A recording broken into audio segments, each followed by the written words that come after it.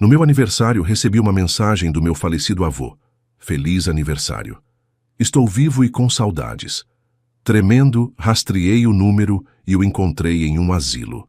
Mentiram para você. Sua casa, sua herança. Eles a tomaram. Preciso da sua ajuda. Naquela noite enviei as fotos dele para o grupo de bate-papo da família, e isso foi só o começo. É melhor quando você não está por perto. Menos estresse para todos, disse meu pai, com a voz áspera como vidro quebrado. Riso da minha mãe veio da cozinha. Para, não seja tão rude. Mas falando sério, talvez você devesse passar seu aniversário em outro lugar. Realmente temos bastante coisa para fazer. Fiquei ali, com o celular na mão, olhando para a mesa de jantar onde jaziam os restos do jantar. Taças de vinho vazias, um bolo pela metade, migalhas espalhadas como pensamentos descuidados. Eles nem tinham guardado um lugar para mim. Feliz aniversário, aliás, brincou minha irmã Marina, sem tirar os olhos do celular. Sua voz estava carregada de falsa doçura. Eu ia postar uma foto nossa antiga, mas, sabe, imaginei que você quisesse um pouco de privacidade. Nem perguntei por que não me convidaram para comemorar. Eu sabia a resposta. Eu era o estranho. Aquele que sempre dava, mas nunca era o suficiente. Aquele que trabalhava em 2 empregos para pagar as dívidas. Aquele que perdia os fins de semana com os amigos porque a mãe precisava de ajuda com as compras ou o pai precisava consertar o carro ou a Marina simplesmente precisava de algo. Eu não estava com raiva. O que eu sentia era algo mais frio, entorpecido como o vento que batia nas janelas. Claro, consegui dizer, guardando o celular no bolso. Aproveitem a noite. Não bati a porta, não gritei. Simplesmente fui embora, caminhei até o meu carro, sentei ao volante e encarei o para-brisa, tentando me lembrar de um único momento em que me celebraram. Quando ficaram orgulhosos. Quando eu fui mais do que conveniente. O caminho de volta para o meu apartamento foi um borrão. As luzes da cidade se estendendo como vidro derretido. Quando cheguei em casa, desliguei o celular e fiquei sentado no escuro. Disse a mim mesmo que não me importava, que as palavras deles eram apenas velhos hábitos abrindo novas feridas. Mas à meia-noite, liguei o celular novamente. Uma única mensagem iluminou a tela. Número desconhecido, feliz aniversário, estou vivo, saudades, olhei para ela. Uma brincadeira, provavelmente. Uma piada cruel de um amigo entediado que tinha encontrado a maneira perfeita de torcer a faca. Quase apaguei, mas então vi o nome do contato. Vovô, que tinha falecido há 2 anos. Ou assim me disseram. Meu coração disparou. Suor frio brotou na minha testa. Verifiquei o número. O DDD correspondia à cidade onde ele morava. Mas isso não fazia sentido. Ele tinha ido embora, já tinha até sido enterrado. Eu mesmo tinha visto o obituário, as fotos do pequeno funeral. Sua mãe, o pai e a Marina. Eu só não tinha sido convidado. Muito ocupado com o trabalho, disseram. Meu dedo tremia enquanto eu digitava. Quem é? Apareceram 3 pontinhos. Depois outra mensagem, do mesmo número desconhecido. Mentiram para você. Sua casa, sua herança, eles a tomaram. Preciso da sua ajuda. Eu não conseguia dormir. Fiquei sentado no escuro. O brilho frio do meu celular era a única luz no quarto. A mensagem do vovô me encarava como uma ferida ardente. Mentiram para você. Sua casa, sua herança. Eles a tomaram. Preciso da sua ajuda. Eu não queria acreditar, mas não pude negar o arrepio que me percorreu a espinha. Investiguei o número. A ligação vinha de um asilo, a 2 cidades de distância. Demorou menos, de 1 hora para chegar lá, mas pareceu uma eternidade. O prédio era cinza e desgastado, o tipo de lugar onde o tempo vai para morrer. Quando entrei, uma enfermeira olhou para mim e seu sorriso desapareceu ao ver meu rosto. Estou aqui, para ver o meu avô. Minha voz tremeu. Sua expressão se suavizou. Você quer dizer o Sr. Anselmo? Quarto 214. Quase corri. Quando cheguei à porta, parei respirando com dificuldade. E se fosse um engano? E se eu entrasse e visse um estranho? Mas eu abri. Um velho de cabelos grisalhos estava sentado perto da janela, com a luz do sol pintando seu rosto cansado com linhas douradas. Seus olhos se moveram. E quando encontraram os meus, ele sorriu, um sorriso fraco e trêmulo. Eu sabia que você viria, disse. Sua voz era como folhas secas, mas havia uma centelha de vida nela. Vovô? Ele assentiu. Eu queria abraçá-lo, mas não conseguia me mexer. Minhas pernas estavam pedradas. Como assim? Você não deveria estar enterrado? Sussurrei. Era isso que eles queriam que você pensasse. Ele apontou para a cama ao lado e eu desabei nela. Levaram tudo de mim, meu rapaz. A casa, o dinheiro. Disseram que eu morri porque me recusei a entregar tudo a eles. Então, eles forjaram. Meu coração batia tão forte que eu não conseguia ouvir meus próprios pensamentos. Mas eles tinham fotos do funeral e são tudo falso. Enterraram um caixão vazio, como você pode ver. Aposto que disseram que era só para a família, não disseram? Sim, me senti mal. E a herança era para ser para você. Você e somente você. Mas eles precisavam do dinheiro. Como sempre precisavam. A mão dele tremia quando ele estendeu a mão para pegar a minha. Tentei lutar contra eles, mas me trancaram aqui. Disseram que eu estava perdendo a cabeça. Levaram meu telefone, mas implorei à enfermeira. Ela finalmente me deixou usar o dela. Foi só o que precisou. Aquele único sussurro de traição. E a dormência se transformou em outra coisa. Algo ardente. Eu me levantei. Não vou deixar que eles escapem impunes, vovô.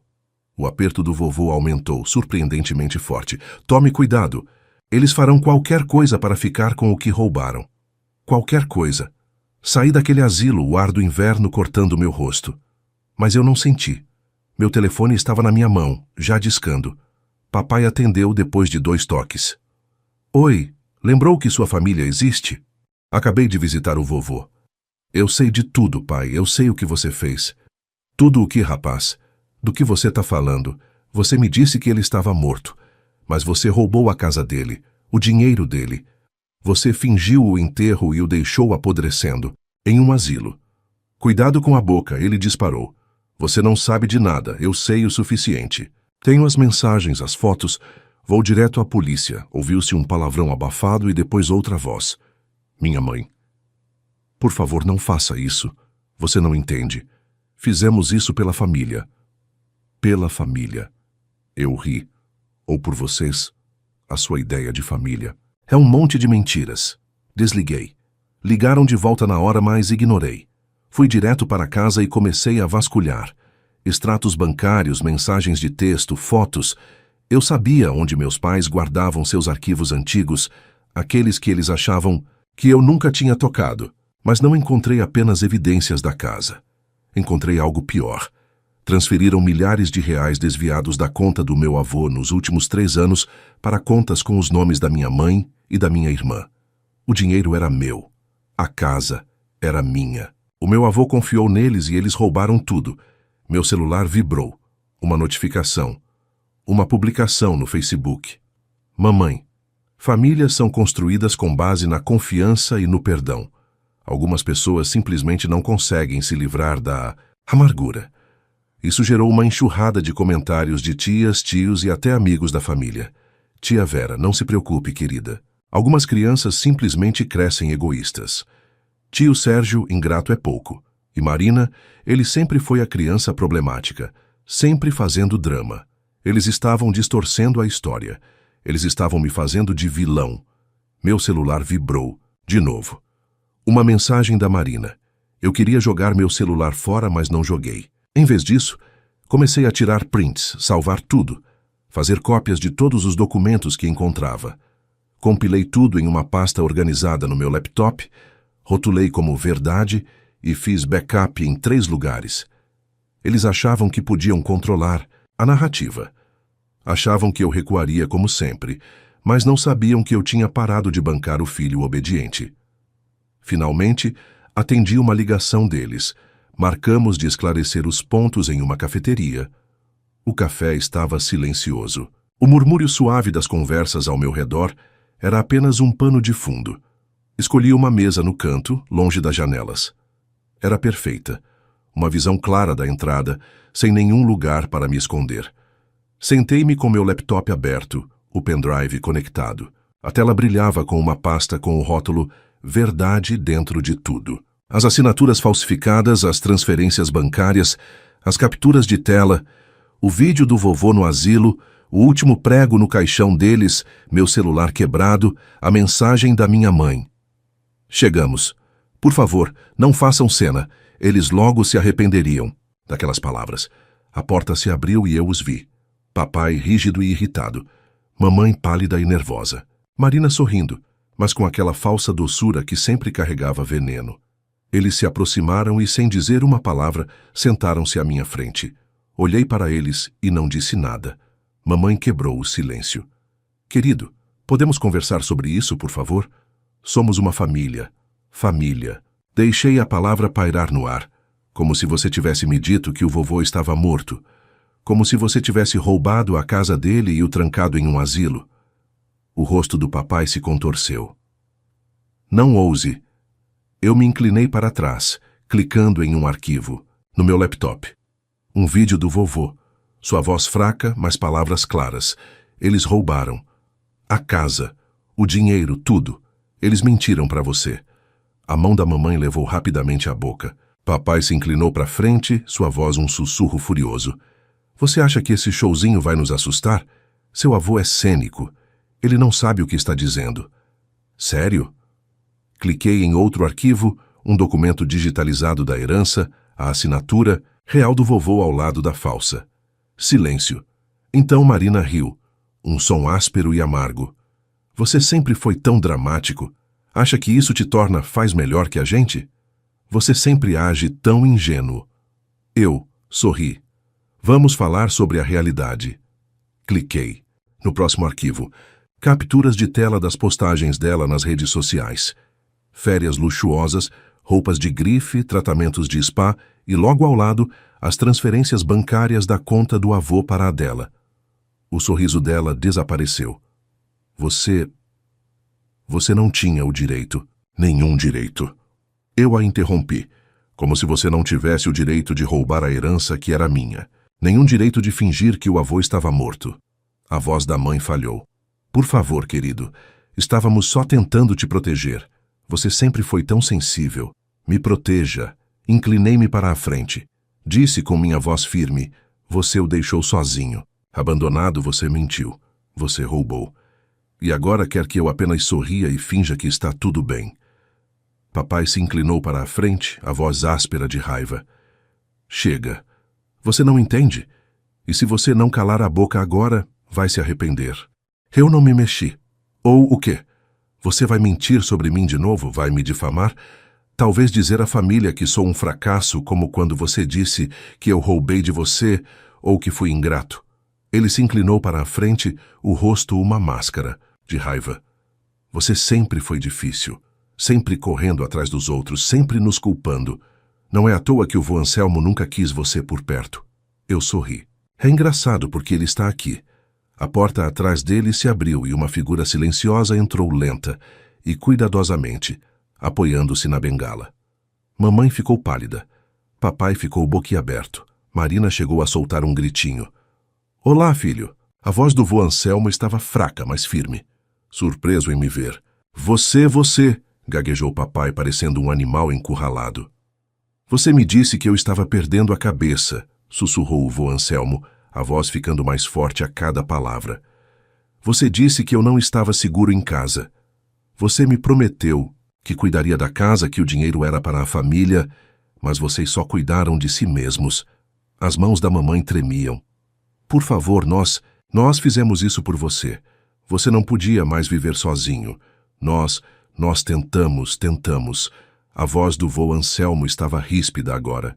Tentaram me trancar, tentaram roubar tudo pelo que trabalhei. Tentaram me apagar. Papai se levantou. Estamos indo embora. Isso tudo é uma armação. Sente-se e me escute. Minha voz cortou o ar e pela primeira vez na minha vida ele realmente congelou. Tenho provas suficientes para expor tudo o que você fez. Continuei com a voz fria e clara. Você roubou, mentiu e nos abandonou. E agora todo mundo vai saber. Por favor. Mamãe estava soluçando agora. Podemos consertar isso. Podemos dar um jeito. Somos uma família. Não, não somos. Olhei para cada um deles. A partir deste momento, vocês são estranhos para mim. O rosto de Marina se contorceu de raiva. Você se acha perfeito? Você se acha um herói por fazer isso? Você acha que consegue sobreviver sem nós? Eu ri. Não, Marina. Eu não era nada por sua causa, mas agora estou livre. Virei-me para o vô Anselmo. Vamos, você não precisa perder mais um segundo com esses parasitas. Enquanto nos afastávamos, a voz do papai nos perseguia, um grito desesperado e entrecortado. Você vai se arrepender. Você precisa da gente. Você sempre vai precisar de nós. Mas a voz dele já estava sumindo, engolida pelo silêncio. Ajudei o vô Anselmo a entrar no carro. Suas mãos tremiam, mas seus olhos estavam límpidos. Tem certeza de que quer fazer isso? Ele sussurrou. Eu deveria ter feito isso anos atrás, eu disse. Fomos embora, deixando para trás os pedaços, destroçados de uma família que nunca mereceu essa palavra. A primeira ligação veio 1 hora depois. Era o papai. Depois a mamãe, Marina. Logo depois dela. Observei o telefone vibrar na mesa e olhei para o senhor Anselmo. Seus olhos estavam calmos, quase gratos. Bloqueei todos com um toque do dedo. Mamãe, papai, irmã, todos nos mensageiros do meu celular, até no aplicativo do banco. Você fez mesmo isso? Ele sussurrou como se temesse que tudo não passasse de um sonho. Sim, eu sorri.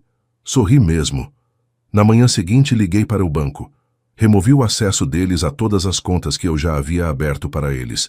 Desativei os débitos automáticos que cobriam seus empréstimos, contas de luz, seguro de carro.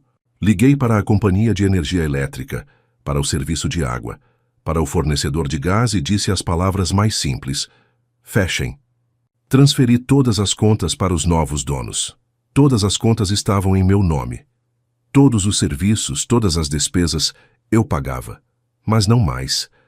Ao meio-dia, dirigi até a casa de repouso do vovô e arrumei seus pertences.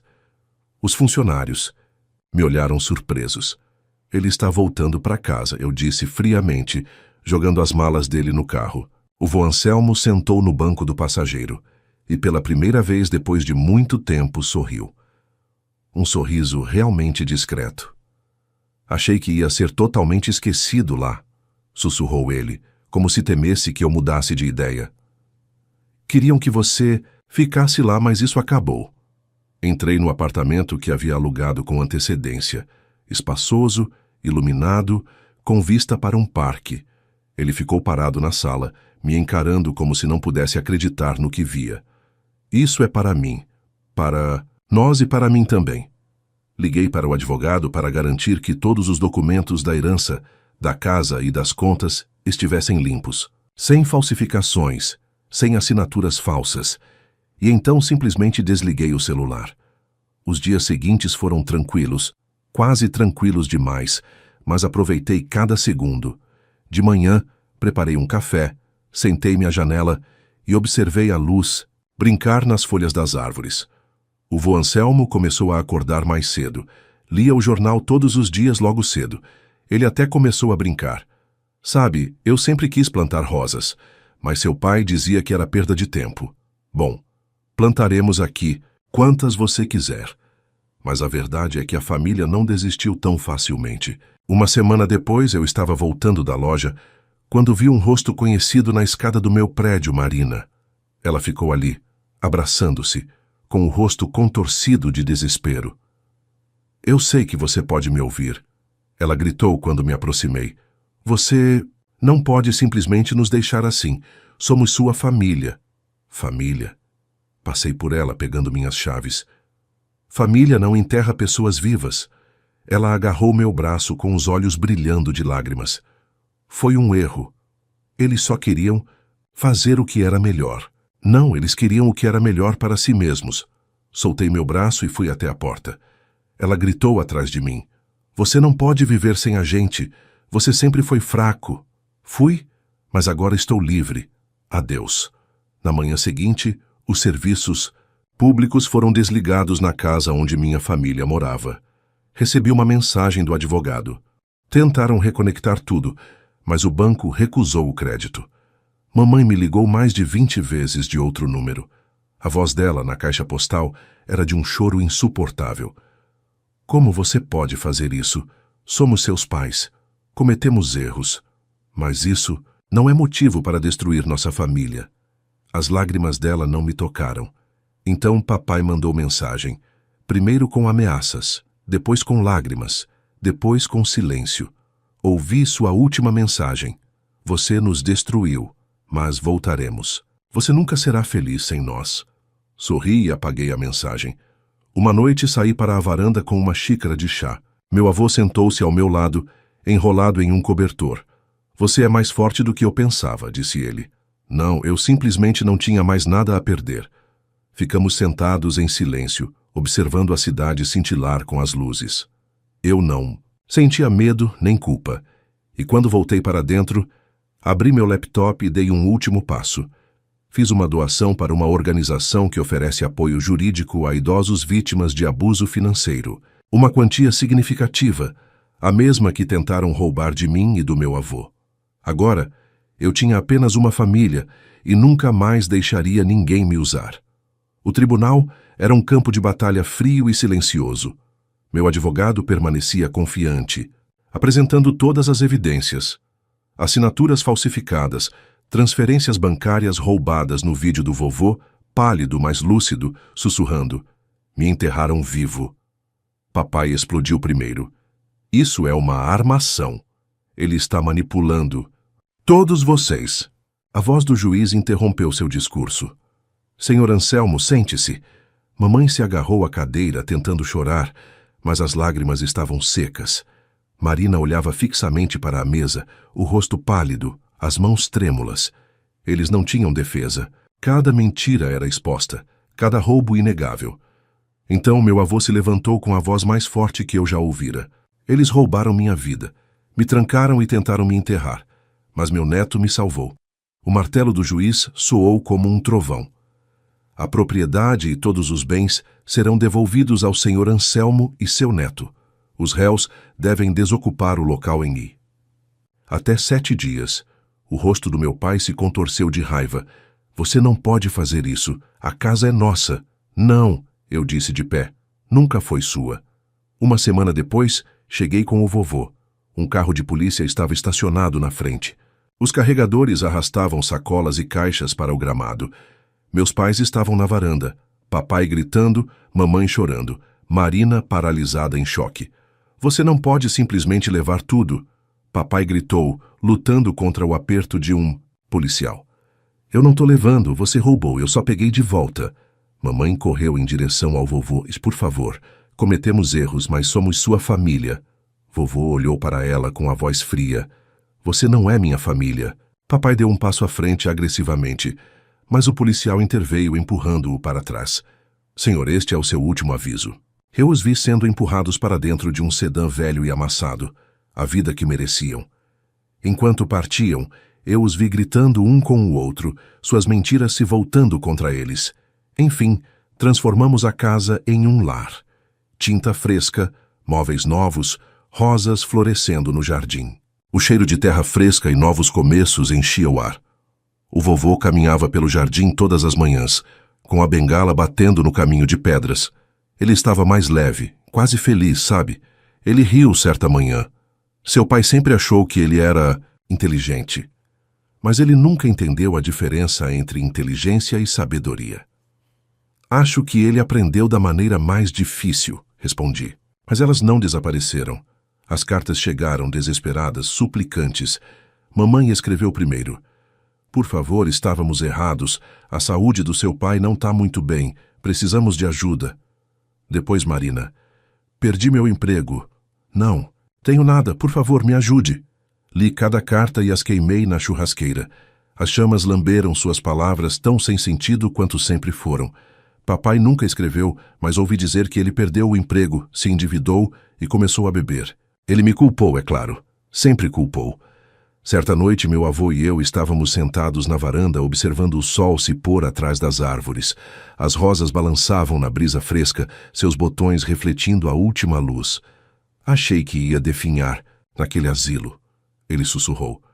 Você não vai perder este lugar de novo nunca mais, eu prometo. Este era o nosso mundo agora. Chega de mentiras, chega de traição. Estou orgulhoso de você, sussurrou o vovô com a voz embargada. Você fez o que eu nunca consegui. Eu fiz o que me forçaram a fazer, respondi. E eu senti o peso levantando, as correntes quebrando. Ficamos sentados em silêncio, a casa brilhando com a última luz do dia. Um lugar que tentaram roubar. Um lugar que perderam. Agora me diz, como você reagiria se quem você sempre protegeu fosse quem te traiu? Você teria coragem de expor sua família por justiça? Escreve aqui nos comentários. Eu quero muito saber. Se você gostou do vídeo, clica em curtir e se inscreve no canal também. Assim, você não perde nenhuma história emocionante. E não esquece, deixa também um comentário com uma classificação de 1 a 10 para mostrar o quanto você gostou. Assista também ao vídeo que agora está aparecendo na sua tela. Até breve.